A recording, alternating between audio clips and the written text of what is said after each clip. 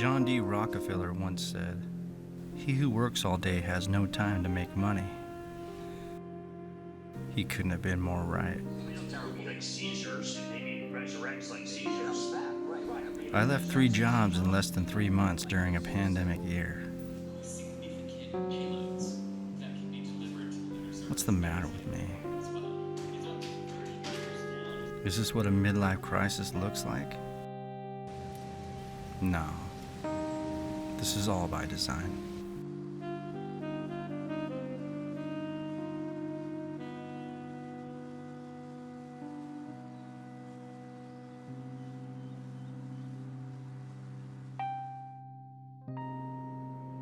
I can't bear the thought of filling up my days with endless meetings and bullshit office politics.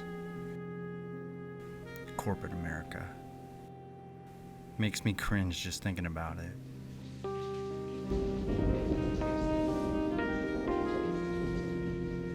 You can say I had a successful design career, and yeah, I still freelance a little.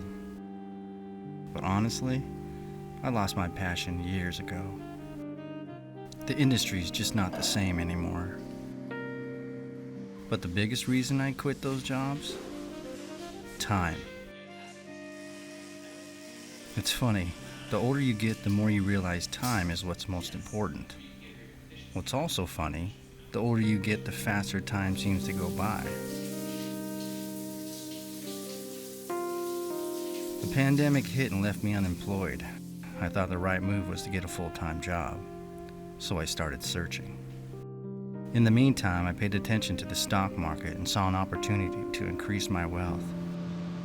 8 months later, I was sitting pretty. I learned everything I could and essentially, slowly but surely, became a trader. About that same time, I started getting job offers, but would proceed to leave these jobs within a pay period. The longest lasted just 11 days. One job I didn't even make it to the start date. I finally realized what John D. Rockefeller meant. I realized I could use my money to build more wealth, and having a job would distract me from this. A job wasn't the answer. It was the last resort. See, throughout my life I made decisions to go against the grain, and they always paid off. Whenever I go with the crowd, I always live to regret it. So this is just another one of those decisions, and we'll see how it works out. If not, there's always that last resort. A job.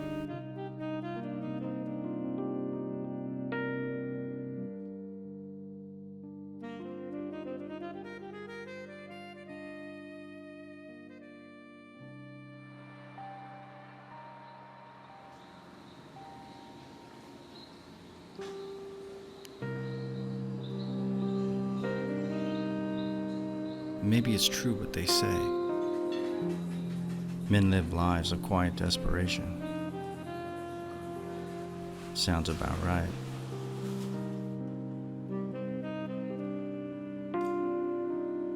I turned 46 in a month, but I'm taking more risks now than ever. Am I self-destructing?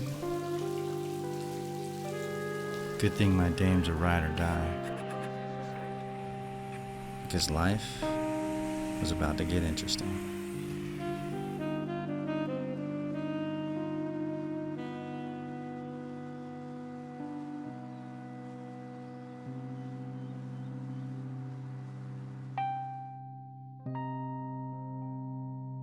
She spends her spare time writing a novel.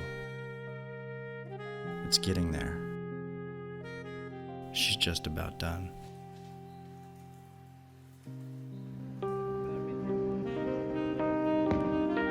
We've been bouncing around Mexico for years now, unplugged from American life. The rat race. What a crock of shit. Why does it cost so much to live a basic life?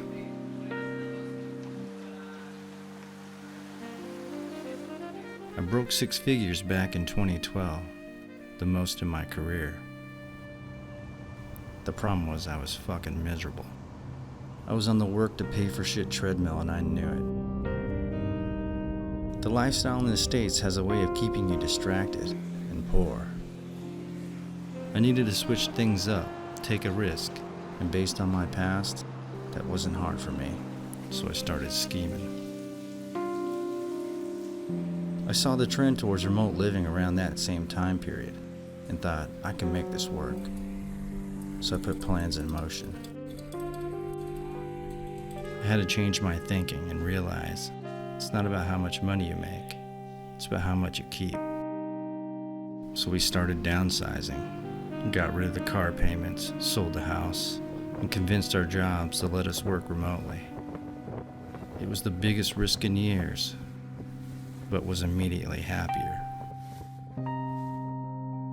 It's true what they say, the things you own start to own you. The hardest part about changing your life is the decision.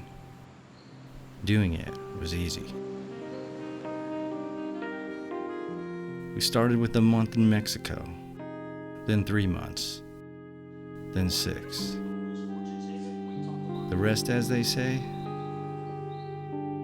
is history.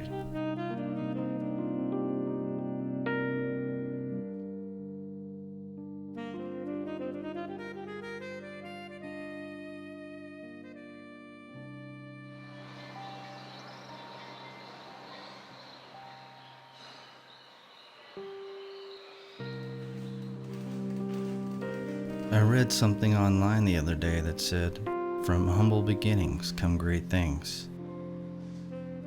This made me think of my humble beginning. Unfortunately, it starts with a tragedy. I was born in Omaha, on the way to Mississippi. At least that's the story I've been told.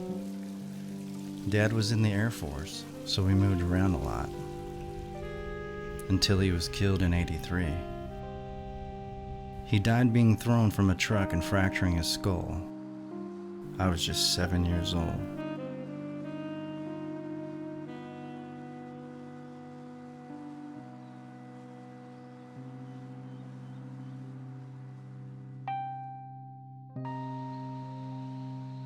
It was an open casket funeral, but I barely recognized him laying there.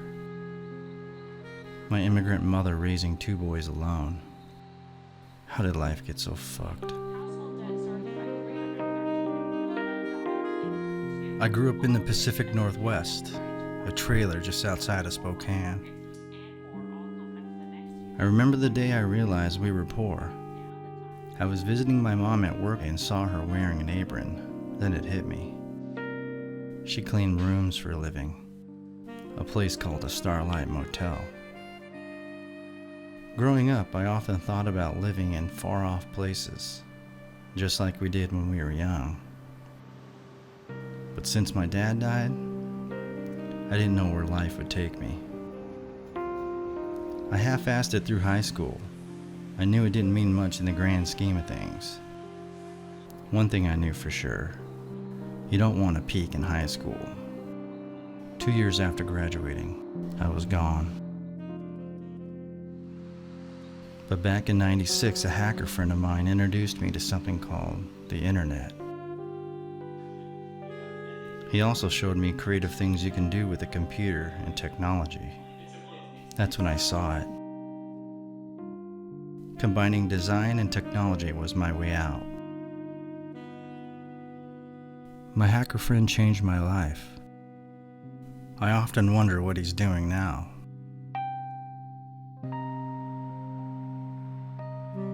When you lose a parent at such a young age, it changes you forever. But this doesn't need to be a negative in your life. You can use it as a crutch or motivation to create the life you want. I chose the latter. What did I have to lose? So fuck your excuses and go live.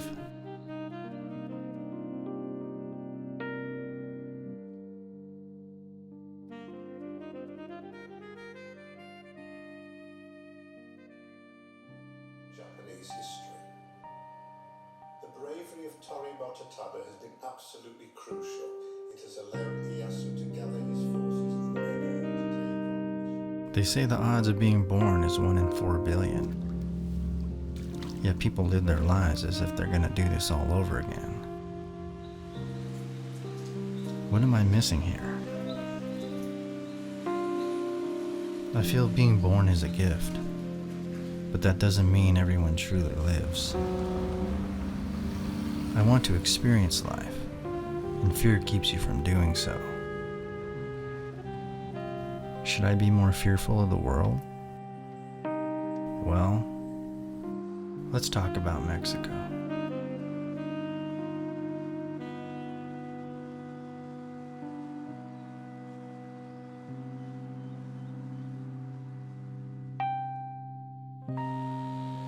Comedian Dave Chappelle once said he freaked out once he realized all he knew about the world was from what he was told. He needed to go experience it himself. I knew exactly how he felt. Too many people operate based on what they're told, either by friends, family, social, or so-called news. And I get it. I used to be one of them.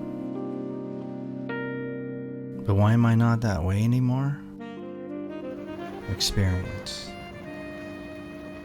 I've come to realize most people don't know what the hell they're talking about, especially about Mexico.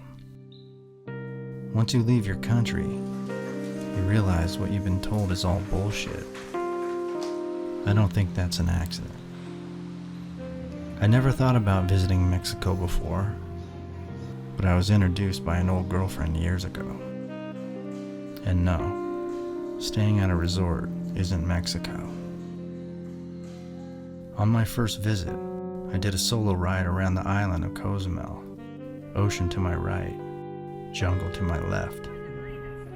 I felt more alive here than I ever did back home. Once you spend a little time with the Mexican people, all your prejudices melt away. Crime happens everywhere, but when it happens in another country, it seems more scary. When you look at the world through a suspicious lens, then everything you see looks suspicious and scary. That's a miserable way to live. You have a 1 in 4 billion chance to be here. Why just go through the motions? Don't put invisible barriers on your life because of what others tell you. I'm glad I didn't let fear dictate my life. It's been a wild ride. Maybe it's time for you to take a ride and find your Mexico.